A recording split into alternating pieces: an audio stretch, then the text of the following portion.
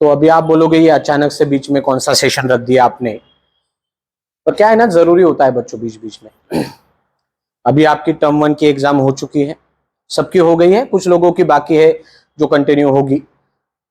और फिर उसके बाद तुरंत आएगा दिवाली, और दिवाली के बाद फिर हर एक बंदा इस भारत में जितने भी अभी 10th के बच्चे सीबीएसई को बैठेंगे, वो सारे बच्चे अभी दिवाली के बाद ही शुरुआत करेंगे। और बहुत सारे यहाँ पर बैठे हुए बच्चों का अभी यहीं पर थोड़ा माइंडसेट होगा कि अभी इतना जाने दो, डांडिया हो जाएगा, फिर दिवाली मेला, फिर उसका सेलिब्रेशन, स्कूल के अंदर ये प्रोग्राम वो प्रोग्राम, और उसके बाद हम दिवाली हो जाएगी तो वापस हम शुरू करेंगे। So you and all the students who will be appearing for CBSE 25-26 class 10 exam will be on the same page. तो उनमें और आप में कुछ फर्क होगा ही नहीं। सो एक बहुत बच्चों सिंपल सी कहावत है कि जल्दी शुरू करो तो कहीं ना कहीं सबसे आगे आप रहोगे। आप बोलोगे कि सर वैसे तो मुझे पता है मैं 90% लेके आऊंगा, मुझे तो अभी पता है कि 85-95 तो मेरा आने ही वाला है। आपको ये लगता है, एक चीज ध्यान रखना बच्चों, इस साल के शुरुआत से ही मैं आपको कहते आया हूं कि इस साल का सीबीएसई का मैथ, साइंस, एसएसटी कोई भी पेपर ले लो, ये डिफिकल्ट बनने वाला है। और वो वैसा ही पेपर है जिसकी डिफिकल्टी लेवल अभी तक पिछले 5 सालों के पेपर से हायर ही होगी। आपके स्कूल के टीचर से भी आपने यही सुना होगा, ठीक है ना। तो इसलिए कहीं ना कहीं बाकी लोगों से हमें बहुत जल्दी शुरुआत करनी पड़ेगी। तो शुरुआत करने के लिए क्या होता है कि सर हमारा मन तो करता है। मैं कल ही बैठा था और अचानक से दोस्त आ गया, उसका फोन आ गया, मैं उठ गया, मैं चला गया। तो ऐसा है ना, अंदर से एनर्जी नहीं आती, कोई मोटिवेट नहीं करता। तो बच्चों मैं हमेशा यही बोलता रहता हूं, आपके सामने भी वही लिखा है कि कोई भी अपना खुद का काम करने के लिए मोटिवेशन की जरूरत नहीं होती। मोटिवेशन ये इस दुनिया का सबसे बड़ा सुपरस्टिशन है, ये मैं मानता हूं। 2 मिनट का वीडियो देख लिया, 2 मिनट का रील देख लिया, हमें अंदर से थोड़ा सा बूस्टअप फील होता है, हम 1-2 दिन तक बराबर काम करते हैं, और आप सबने बच्चों ये महसूस किया है कि उसके बाद अपना जो मोटिवेशन है, अपनी जो एनर्जी है, वो सारी ड्रॉप डाउन हो जाती है। आपने फील किया है बच्चों ये? टर्म 1 के एग्जाम के पहले भी आपने यही सोचा था कि 1 महीने का मैं प्लान बनाऊंगा, उसके अनुसार काम करूंगा। आपका वो काम 1 हफ्ते से ज्यादा भी नहीं चला, एम आई राइट? उसके बाद क्या हुआ? अरे बाप रे, अभी 2 दिन के बाद मैथ्स का पेपर है, 2 दिन में कुछ आईएमपी कर लेंगे, एनसीईआरटी कर लेंगे, और उसके ऊपर आप सबने पेपर दिया है।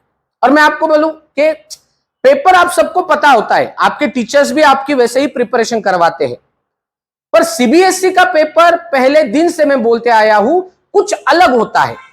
आपका जब लैंग्वेज का पेपर आपके टीचर चेक करेंगे ना, आपके टीचर को पता है कि ये शरयू का पेपर है, किस तरीके से ये लिखती है, इसका हैंडराइटिंग कैसा है, कहां मिस्टेक हो सकती है। तो टीचर का माइंडसेट क्लियर होता है कि इसकी क्या गलतियां हो सकती है और कहां पर उनको लीवरेज देना है, मार्क्स हाथ, हम बोलते हैं ना हाथ ढीला छोड़ना, वो करना है। अरे पर सीबीएसई का पेपर आपके स्कूल के टीचर चेक नहीं करने वाले, कोई अलग बंदा चेक करेगा। क्या उसको आपके पेपर के बारे में, आपके स्वभाव के बारे में, आपके मिस्टेक्स के बारे में पता है? कुछ भी पता नहीं। तो यही डिफिकल्टी आ जाती है बच्चों। अदरवाइज स्कूल वाले जो सिलेबस पढ़ाते हैं, हम यहां पर जो सिलेबस पढ़ाते हैं, उसी सिलेबस के ऊपर पेपर बनता है। तो पेपर तो सबको पता होता है, डिफिकल्टी कहां आती है कि चेक करने वाला कौन है, प्रेजेंटेशन कैसा होना चाहिए। तो एक पर्टिकुलर फॉर्मेट होता है ना, उसी फॉर्मेट में आपको पेपर लिखना पड़ता है। तो इसलिए बच्चों आज से ध्यान रखना, आज का मुहूर्त भी अच्छा है। आज क्या है? दशहरा, बराबर ना, आपल्या 3.5 मुहूर्तापैकी एक असतो। तो आज का दिन भी अच्छा है बच्चों, उसी के अनुसार जानबूझकर ये आज प्लान लेके आया हूं। एक्चुअल देखा जाए तो आज मुझे घर से बाहर निकलने के लिए मना किया था। तो क्या है ना, एक चीज होती है कि अगर मेरे सिर्फ 2 ही बच्चे नहीं है घर पे, मेरे ये 450 बच्चे हैं जिनकी रिस्पॉन्सिबिलिटी मेरे ऊपर है। इसलिए आपके लिए बच्चों जानबूझ के ये सेशन रखा है, भले 20-15 मिनट का हो, 5 मिनट एक्स्ट्रा हो सकते हैं, आपको वो सहना पड़ेगा, क्योंकि इस दुनिया में कोई भी चीज एकदम इजी तरीके से नहीं मिलती, आपको अच्छे से पता है। इसलिए इस शब्द के बारे में कभी भी बच्चों आप श्योर मत रहना कि कोई मुझे मोटिवेट करेगा, मेरा भाई आएगा दिवाली में मुझे बताएगा। एक ही चीज ध्यान रखना आज जो डिसाइड किया है उसी के अनुसार फॉलो करना है, which is called as discipline. अगर अगले 4 महीने तक आप डिसिप्लिन में चले तो what ever you have targeted तभी अचीव कर पाओगे, अदरवाइज आपका समझ लो 95 98 का टारगेट है ना, उसमें से -10% पकड़ के चलना। आप बोलोगे नहीं सर मुझे अच्छे से पता है कि मुझे कितने मिलने वाले हैं, उस तरीके से तैयारी चल रही है तो ही होगा, otherwise don't be in over confidence. समझ में आ गया सबको? यही चीज बताना चाहता हूं बच्चों। तो क्या होता है ना, सब बंदे बोलते हैं कि चलो पढ़ाई करो, अभी रिलेटिव्स बोलेंगे पढ़ाई करो, पर ये कोई ठीक तरीके से बताता नहीं कि पढ़ाई कैसे करो। सही बात है ना? तो चलो कैलकुलेशंस करते हैं। हर बार मैं कैलकुलेशन के ऊपर अच्छे से ध्यान देता हूं। कितने महीने बाकी आज से? 4 महीने, तो कुल मिलाकर 120 दिन हो गए, बराबर। अब देखो बच्चों, कैलकुलेशंस के अनुसार देखा जाए तो ये 120 दिन मल्टीप्लाई बाय 24 आवर्स नहीं है आपके पास, क्योंकि 120 दिनों में आपको स्कूल भी करना है, बराबर। बाकी अभी दिवाली आएंगे उसमें 4-5 दिन तो चले ही जाएंगे, वो भी अटेंड करना है। कोई ना कोई बीच में अगर कुछ हो जाता है वो भी अटेंड करना है। और स्कूल में आपका कितना टाइम जाता है? सुबह 7 से, अभी आप बोलोगे नहीं सर 8 बजे स्कूल होता है, पर शुरुआत तो 7 बजे से ही होती है ना। 7 से लेकर 5 बजे तक आप पैक ही रहते हो, एम आई राइट? बराबर ना? मतलब 10 घंटे आपके स्कूल में गए, राइट। नींद कितने की लेते हो? कम से कम 6 घंटा तो लेते ही है, वो 6 आवर्स हो गए। मतलब कुल मिलाकर कितने घंटे गए अपने? 16। 24 में से 16 गए, कितने? 8। 8 में से खाना पीना 1 नंबर 2 नंबर सब चला गया, 2-2.5 घंटे उसमें चले गए, बचे कितने? 5 घंटे। तो वैसे कैलकुलेशन के अनुसार देखा जाए बच्चों, आपके हाथ में पर डे अगले 2 महीने तक 5 आवर्स डेली है, and these 5 hours more than sufficient for preparation. समझ में आया? तो इसी 120 दिनों का बच्चों हम कैलकुलेशन करने वाले हैं, पर विथ अ पर्टिकुलर फॉर्मेट। ऐसे नहीं कि चलो आज से एसएसटी ले ले और अगले 1 हफ्ते तक सिर्फ एसएसटी ही पढ़ो, ऐसा नहीं हो सकता, बराबर ना। तो कुछ टेक्निक्स बताऊंगा, कुछ स्ट्रेटेजी बताऊंगा बच्चों, उसके अनुसार काम करना है, तभी आपका जो गोल है वो आप अचीव कर पाओगे। और मैं हमेशा यही कहता हूं ना बच्चों, अगर इसको पूछ लिया कि तेरा गोल क्या है, तो वो बोलोगे सर 98% लाना है मुझे, ठीक है।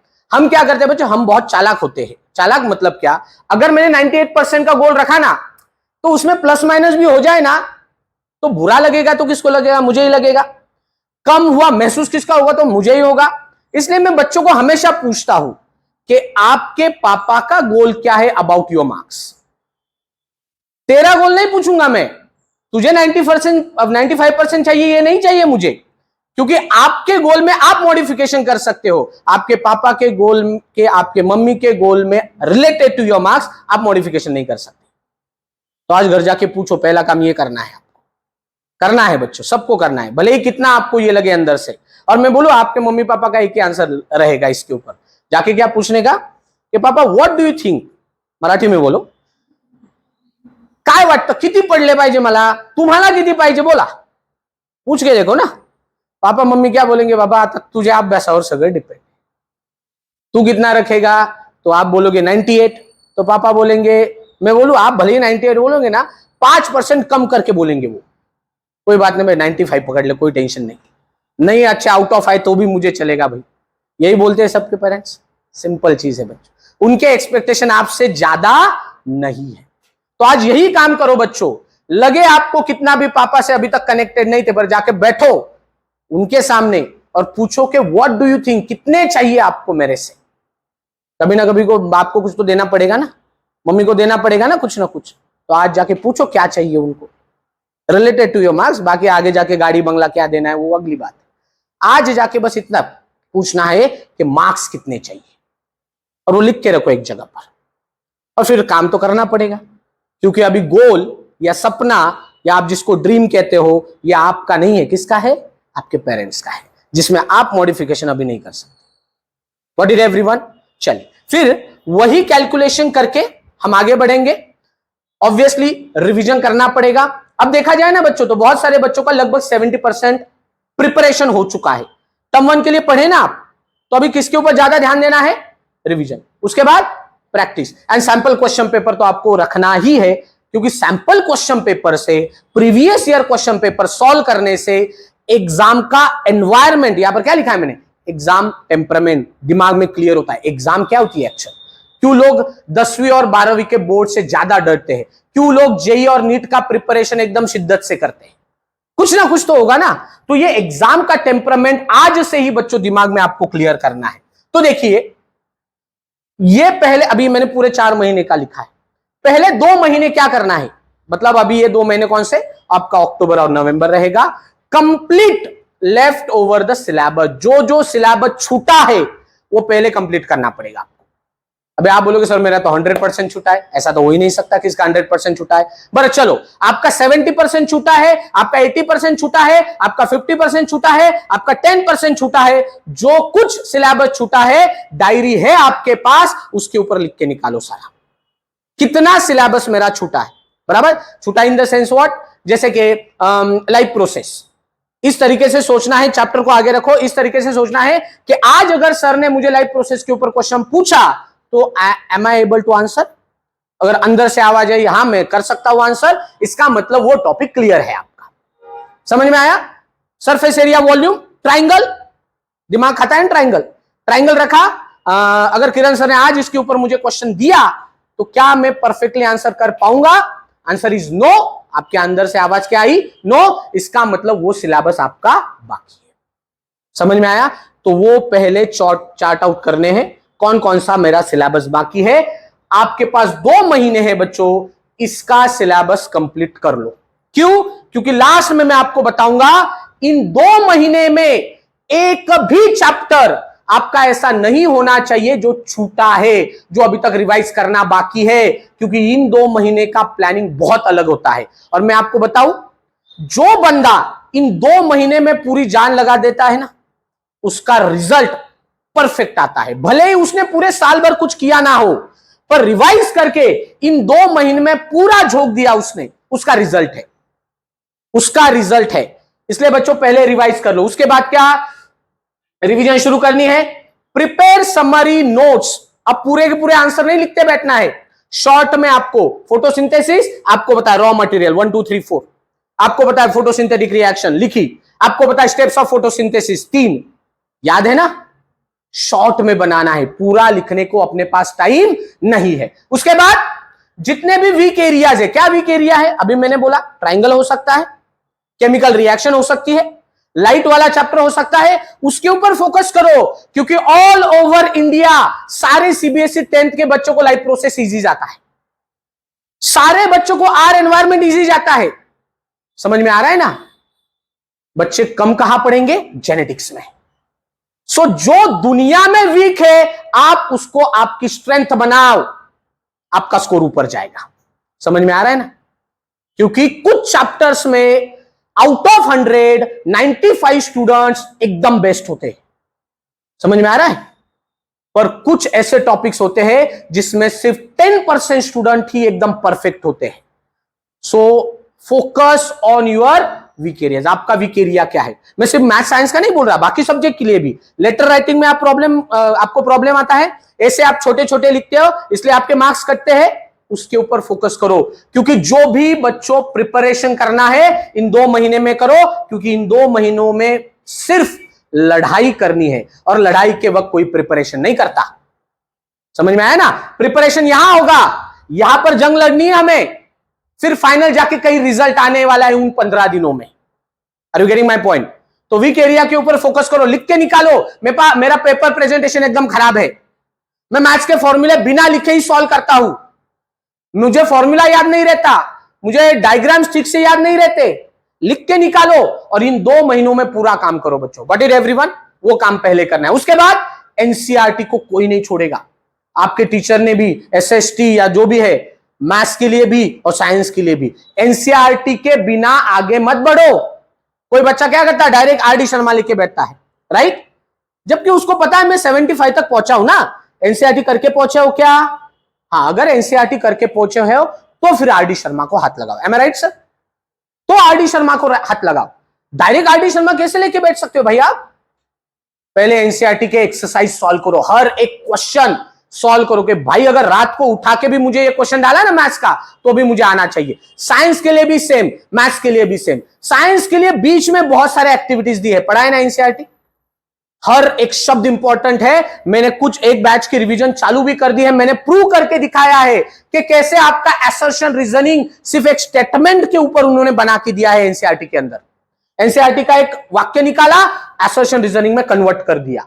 बाहर से नहीं आने वाला कोई एमसीक्यू, बाहर से नहीं आने वाला कोई असर्शन रीजनिंग, केस स्टडी भी उसी से उठा के बनाएंगे। I challenge. समझ में आ रहा है ना? इसलिए एनसीईआरटी को बच्चों इग्नोर मत करो। NCERT is like your Bible, Bhagavad Gita, Quran.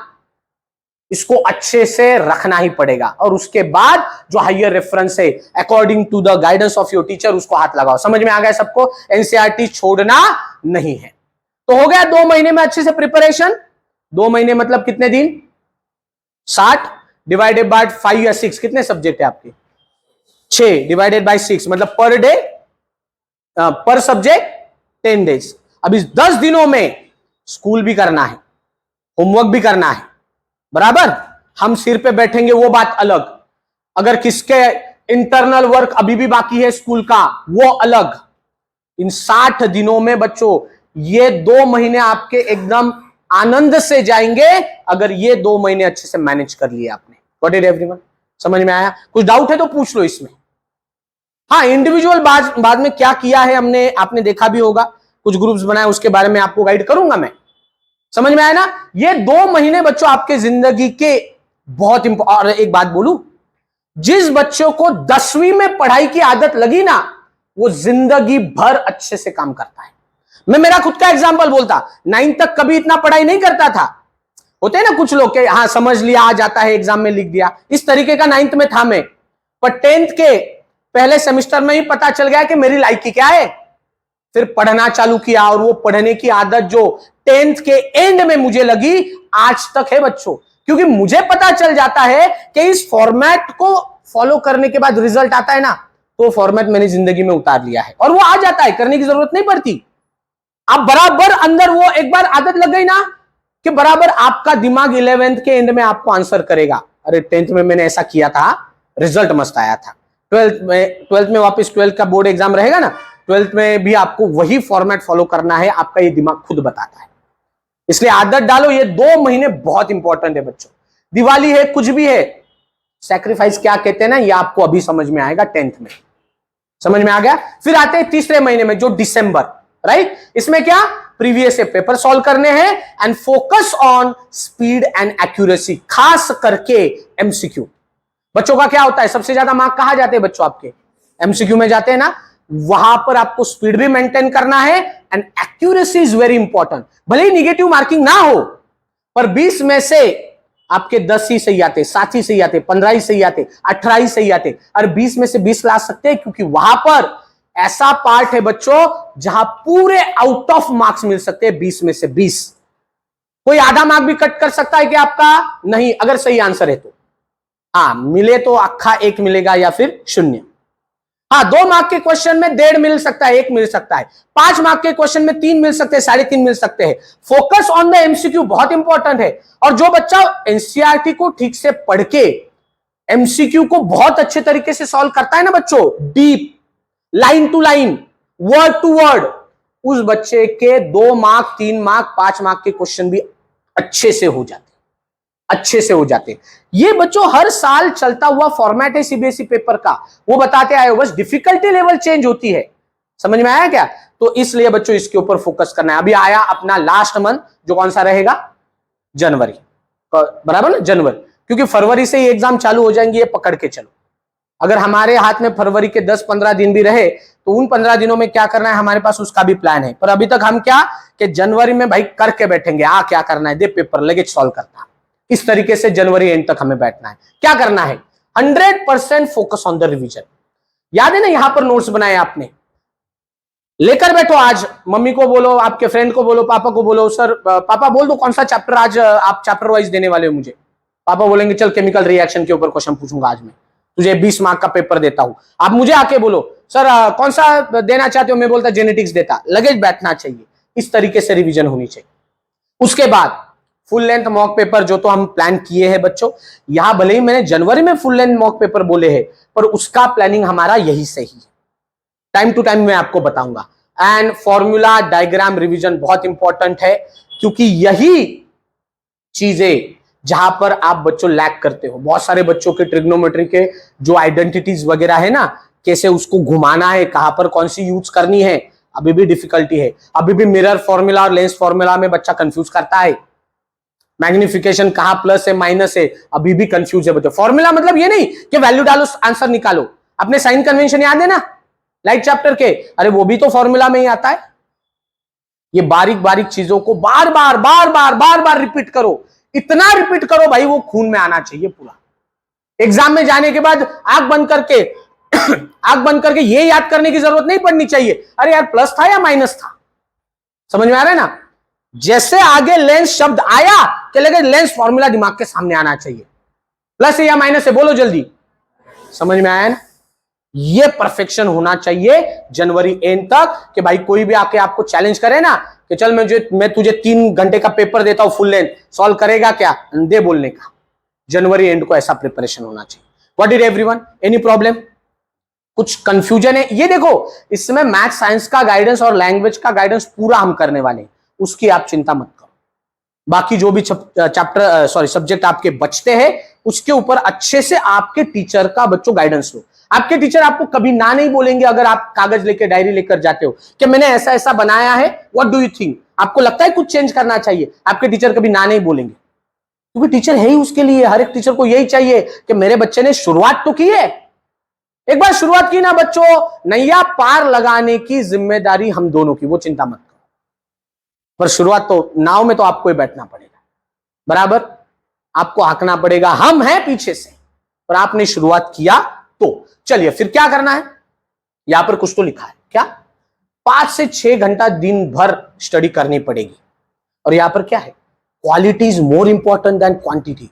आपको पूछा आज कितने घंटा बैठा, वो ये बोलेगा सर 3 घंटा बैठा, पर 3 घंटा क्या किया इसने, ये भी मैटर करता है।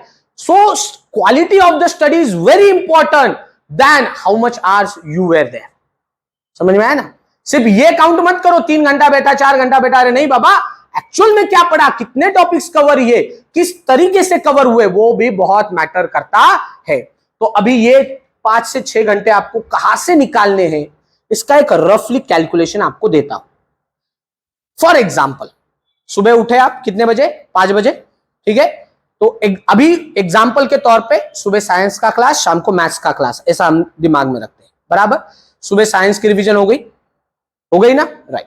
शाम को मैथ्स की रिवीजन होगी, सवा घंटा, बराबर, 2.5 घंटे हो गए पूरे। अब कितने घंटों का आपको मैनेजमेंट करना है, सिर्फ अगले बचे हुए 2.5 से 3.5 घंटे मिल पाएंगे दिन भर आपको।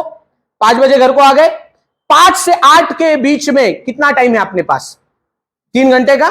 क्लास को आने के लिए आधा घंटा चला गया, अरे 2.5 घंटे वही है आपके हाथ में, बरोबर क्या नहीं, 2.5 घंटे हो गए मैनेज। उसके बाद जब घर पे जाओगे, खाना खाओगे, लगभग 10 तो बच जाएंगे, बराबर। आधा घंटा वहां पर भी एक्सटेंड कर दो ना।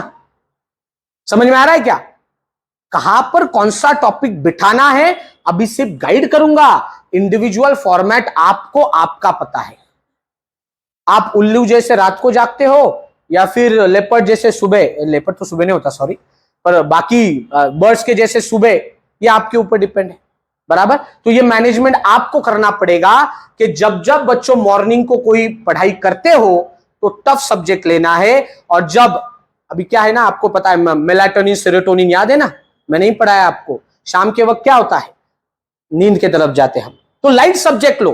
कौन सा है लाइट सब्जेक्ट, एसएसटी लैंग्वेज जैसा सब्जेक्ट, अरे आपका क्या IFM IT वगैरह जो होगा उसको, जो मैंने लास्ट का खाना खाने के बाद का आधा घंटा रखा है ना बच्चों, वहां पर लाइट सब्जेक्ट को डालो।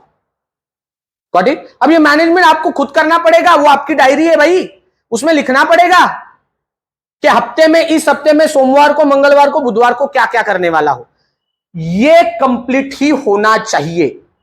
जो बंदा 5 घंटे सिर्फ क्वांटिटी वाइज करता है, इमेजिन करो अगर उसने सिर्फ 5 घंटे क्वालिटी वाइज दिए तो किस लेवल का प्रिपरेशन उसका होगा।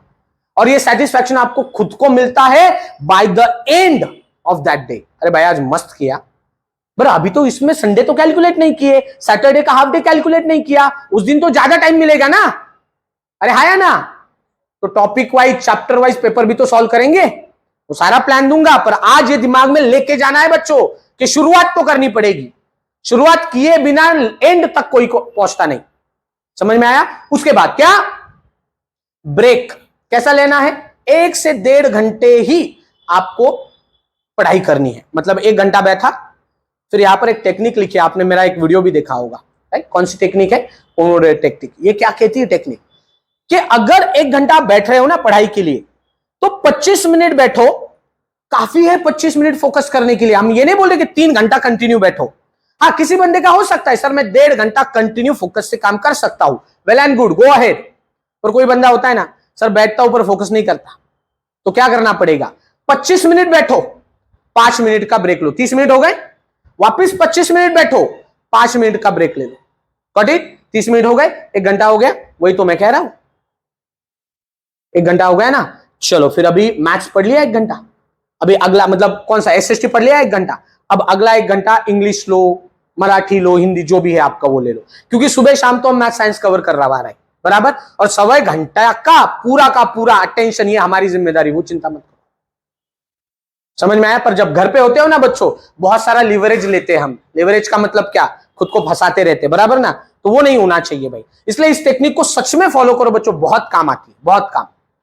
और जब आपको आपका सिटिंग टाइम बढ़ाना है ना, तो क्या करने का, अलार्म लेने का, मोबाइल नहीं, अलार्म लेने का, 30 मिनट का टाइम, 25 मिनट का टाइम लगाओ, अलार्म बजेगा 25 मिनट के बाद, बंद करो, वापिस 25 मिनट लगाओ और कंटिन्यू बैठो। इसी से सिटिंग टाइम बढ़ेगा। अगर नहीं, नो प्रॉब्लम बच्चों, 25-25 मिनट के आप ब्रेकअप कर दो, आराम से स्टडी होता है, पर ऑनेस्टली करना है ना। ये 25 मिनट किया, इस 5 मिनट में मोबाइल लेके बैठा, रील में स्क्रॉल अप कर रहा हूं, ऐसा नहीं होना चाहिए। अगले 4 महीने तक ये अलग से बताने की जरूरत नहीं कि मोबाइल को कितना इंपॉर्टेंस देना है, बराबर है ना। तो आगे बढ़ो अभी, तो इस तरीके से फॉलो करो बच्चों, तभी अगले 4 महीने का अपना पूरा का पूरा काम कवर होगा। ठीक है, चलिए ये चीजें आपको अवॉइड करनी। क्या, don't keep topic pending till the last month. इसलिए बोला पहले 2 महीने, क्योंकि क्या है पता है क्या, 10 चैप्टर है फॉर एग्जांपल साइंस के, मेरे 8 चैप्टर पूरे हुए हैं, 2 चैप्टर बाकी है। आप क्या सोचते हैं, लास्ट के महीने में कर लूंगा, पर 2 महीने का टेंशन, 2 चैप्टर का टेंशन 8 चैप्टर के प्रिपरेशन को पूरा नलीफाई कर देता है। 8 चैप्टर के प्रिपरेशन की खुशी नहीं होती, 2 चैप्टर पेंडिंग का बहुत दुख रहता है। इसलिए लास्ट महीने तक कोई भी चैप्टर रखना नहीं है, क्योंकि लास्ट 2 महीने का प्रिपरेशन मैंने आपको दिया है कि क्या अच्छे तरीके से करना है। Then avoid only reading, maths पढ़ो मत, साइंस पढ़ो मत, रिएक्शन पढ़ो मत। अरे आपके साइड को बाजार में पेपर मिलते हैं, आपका न्यूज़पेपर का पेपर कैसा होता है, वैसे ब्लैंक पेजेस मिलते हैं, खरीद के लाओ, अभिज्ञा, दत्ता स्टोर, कहीं से भी लेके आओ, ऐसा पूरा गट्ठा लेके आओ, और यहां जो कर रहे हो ना, यहां पर लिखना पड़ेगा। समझ में आया? और जो लिखते हैं ना बच्चों, वो ब्रेन में अच्छे से एनकाउंटर होता है, छपता है, एग्जाम में याद आएगा आपको अच्छे से कि भाई मैंने ऐसे ऐसे लिखा था, वो आंखें बंद करके याद आएगा, ये गारंटी मैं देता हूं। और आपके साथ हुआ भी है कि आंखें बंद करने का, अरे वो वहां पर नोटबुक में लिखा था, उस कोपरे में था, हुआ है ना सबके साथ ये, बस। और ये होगा, तो सोचो जब ज्यादा लिखोगे तो फटाफट एनकाउंटर होगा, तो लिखना जरूरी है, सिर्फ पढ़ो मत। डोंट इग्नोर एनसीईआरटी एग्जाम्पल, ये पहले ही बोला है, एनसीईआरटी बच्चों हर एक टीचर आपको वही बोलेगा, एनसीईआरटी साइंस के लिए तो बहुत ही जरूरी है। वर्ड टू वर्ड क्वेश्चन बनाएंगे जब हम प्रैक्टिस करेंगे, मैंने आपको प्रूव करके दूंगा। Avoid late night cramming before the exam. बच्चे करेंगे क्या, चलना देखेंगे, काय को टेंशन लेता, दिवाली मेला में घूम के आएंगे, जाओ घूमने, कोई टेंशन नहीं। और उस दिवाली मेला के वजह से पहले के 4 दिन और बाद के 4 दिन खराब मत करो। दिवाली मेला ना, बस उस दिन पढ़ाई मत करो, डोंट वरी, जाओ मस्त एंजॉय करो, कोई टेंशन नहीं, पर उस वक्त वही दिमाग में होना चाहिए। पर दिवाली मेले के पहले 4 दिन दिमाग में दिवाली मेला नहीं होना चाहिए, दिवाली सेलिब्रेशन नहीं होना चाहिए। समझ में आया ना? फोकसिंग उसे ही कहते हैं भाई। विराट कोहली फालतू में ही इतना फेमस नहीं है, इतना कुछ अचीव नहीं किया उसने। समझ में आया क्या? कुछ ना कुछ फोकसिंग रख के भाई वो आज उस मुकाम तक पहुंचा है। तो फोकस करो इन चीजों के ऊपर कि चलो 3 महीने जाने दो, गया ना, अब लास्ट का 1 महीना रात को जाग जाग के काम करूंगा। वो तात्पुरता काम है, भले ही 95 नहीं आए, 90 आ जाएंगे, 85 आ जाएंगे, पर आपको अच्छे तरीके से पता है खुशी कितनी मिलेगी उसमें, कुछ नहीं। और 11-12 में ऐसे ही बच्चे पूरे डाउन हो जाते हैं, आके मिलते हैं मुझे कुछ बच्चे जो नहीं किए थे प्रिपरेशन, आके बोलते हैं सर उस वक्त करना चाहिए था। आपको हर एक टीचर वही बोलेगा कि एग्जाम के तुरंत पहले कुछ भी काम नहीं करना है। मतलब काम क्या करना है, वो रिवीजन वाला, पेपर सॉल्विंग वाला, वो तो करना ही है, पर प्रिपरेशन नहीं करना है। प्रिपरेशन इन 2 महीनों में करना है बच्चों। समझ में आया ना? चलिए आगे बस। अब भले ही मैंने शब्द यहां पर क्या लिखा है, क्योंकि इस शब्द से बच्चों को बहुत लगाव होता है। सर अंदर से चाहिए, अंदर से चाहिए, किसने तो बताना चाहिए, तो अभी बता तो रहा हूं। समझ में आया? पर एक बात बोलूं बच्चों, आप जब तक पेपर पे नहीं लिखते, आप जब तक खुद का फॉर्मेट डिसिप्लिन से फॉलो नहीं करते, कुछ नहीं होने वाला आपसे। तो क्या करना है? कंसिस्टेंस। बराबर? मेरा बीच में वीडियो अटेंडेंस के बारे में डाला था मैंने। Consistency is very important. अगले 4 महीने तक आपको खुद के ऊपर विश्वास रखना ही पड़ेगा, क्योंकि पेपर आपको ही देना है, हम नहीं देने वाले। बराबर? और सबसे इंपॉर्टेंट प्रैक्टिस करनी है। रिवीजन तो पहले 2 महीने में है, तभी अच्छे से रिजल्ट आने वाले हैं। And the last is very important, जिसका एग्जाम्पल मैं आपको सामने हमेशा देके आया हूं। उस बच्चे का, आयुष सराफ नाम का एक बच्चा था, मेरे पास 7th के एंड में आया था। क्यों? क्योंकि वो मैथ्स में फेल होने वाला था। वो बच्चा फेल होने वाला था। कितने आ रहे थे? 60, 55 मैथ्स में। ही टुक द चैलेंज। और आप सबको पता है मैथ्स में 10th में उसने कितने लाए? 100 out of 100। And obviously school teacher का भी उसके अंदर कॉन्ट्रीब्यूशन था। पर ये देखो, स्कूल टीचर हो, हम हो, मैं वही बोल रहा ना, हम सारे सपोर्ट करेंगे, पर करना तो आपको है। उस बच्चे ने एज अ चैलेंज लिया। Hard work beats the talent when talent doesn't work hard. कोई बंदा होता है ना बैठा हुआ, सर कर लूंगा, पता है मुझे मैथ्स में कितने आने वाले, चिंता मत करो। इसका मतलब टैलेंट अभी हार्डवर्क कर रहा है क्या? नहीं। तो जो हार्डवर्क कर रहा है ना, वो आपके टैलेंट को गाड़ देगा पूरा। और ये हुआ है। आयुष सराफ जैसा बच्चा 100 आउट ऑफ 100 लेगा, ये हमने भी 8th या 9th में इमेजिन नहीं किया था, सच में नहीं किया था। और एक एग्जांपल बोलता, संस्कृति शेखे, राइट सर? संस्कृति, हाँ, किसी ने नहीं सोचा था कि वो पहले 10 बच्चे में आएगी। 10 टॉपर होते ना, किसी ने नहीं सोचा था। I think so she was at 3rd, right? 3rd rank लाई थी वो। किसी ने नहीं सोचा था। होता है, जब टैलेंट अपना यहां पर चढ़ जाए ना, तो आपके टैलेंट के वजह से जो हार्डवर्क लेना कम कर दिया ना आपने, तो हार्डवर्क ले रहा है ना, आपको मैं वापस शब्द ये बोल रहा हूं बच्चों, लगा इधर तो लगा, बराबर आपको आपकी लायकी दिखाएगा, गाड़ देगा आपको। तो इस ओवर कॉन्फिडेंस में मत रहो कि साइंस में ले ही लूंगा सर, मराठी में मेरा पूरा हाथ है सर, 100 आउट ऑफ 100। कॉन्फिडेंस रहे, ओवर कॉन्फिडेंस में कन्वर्ट नहीं होना चाहिए। समझ में आ गया बच्चों? इसलिए बात करो उस बंदे से जो आपको कॉन्फिडेंस दे, और वो है आपके टीचर और आपके मम्मी पापा। इस वक्त अगले 4 महीने तक तेरा कोई दोस्त नहीं भी रहा तो भी चलेगा, गया खड्डे में, फर्क नहीं पड़ता। 4 महीने तेरे मुझे कोई फोन आया नहीं आया, फर्क नहीं पड़ता मुझे। 4 महीने के बाद झक मार के वो आपके पास आएगा। और ये एग्जाम्पल से प्रूव करके बताऊंगा बच्चों में, आपको करके देखो। मैं ये नहीं बोल रहा कि दोस्ती तोड़ो, अरे बा कुछ तो होता है ना। 8 महीने चले गए ना, अब 4 महीने तो खुद को दो। हाँ, जब पीयर स्टडी अच्छे से हो रही है then well and good. But peer study के लिए बैठे और फिर टैब खोल के ये वीडियो देख, ये रील देख, ये देख मुझे किसने लाइक किया, ये काम चल रहा है ना, तो आपसे ज्यादा बेवकूफ इस दुनिया में कोई नहीं। समझ में आ गया बच्चों? अगले 4 महीने इस तरीके से देने हैं ना बच्चों, कि दुनिया में किसी का भी इतना बेस्ट रिजल्ट नहीं आया होगा जितना बेस्ट रिजल्ट मेरा खुद का रहेगा। फर्क नहीं पड़ता मुझे 85% आए, 95 आए हैं या 80 आए हैं। भाई तुझे पता था ना, तू 55 का बंदा था, अरे 80 तो लेके आया है, इससे और क्या ग्रेट अचीवमेंट चाहिए? तुझे अच्छे से पता था 85 तक पहुंचने वाला है, तू 98 लेके आया है, और क्या अचीवमेंट चाहिए? तो खुद को सेटिस्फैक्शन मिले, ऐसी अचीवमेंट हमें लेके आनी है बच्चों। इसलिए मैंने जाके बोला कि खुद का गोल मत लिखो पेपर के ऊपर, आपके मम्मी पापा का गोल लिखो कि उसको कितने परसेंटेज चाहिए, और जितने आपके दिमाग में है ना उससे 5% वो कम ही बताएंगे। उन्होंने बोला ना 93, आप 98 लेके आओ, क्योंकि कभी कभी ये दो लोगों वाला प्यार है ना बाद में नहीं मिलेगा। जब तक है उनको देख लो, उनको पूछो क्या चाहिए, उसके बाद नहीं मिलेगा, चांस नहीं देती जिंदगी वापस। तो आज जाके बैठो उनके सामने और उनको पूछो कितने चाहिए, ज्यादा मांगते ही नहीं वो कुछ। What it everyone. तो बस यही की पॉइंट लेके जाना है कि 4 महीने तक मैं मेरे जिंदगी का बेस्ट देने वाला हूं। Got it. पूरा डायरी आपका तैयार होना चाहिए। आज मतलब मुहूर्त की कोई जरूरत ही नहीं होती काम करने के लिए, पर चलो कुछ लोगों को होता है ना अंदर से, अच्छा टाइम तो आए, अच्छा टाइम है आज, कर लो। समझ में आया? All the best. पहले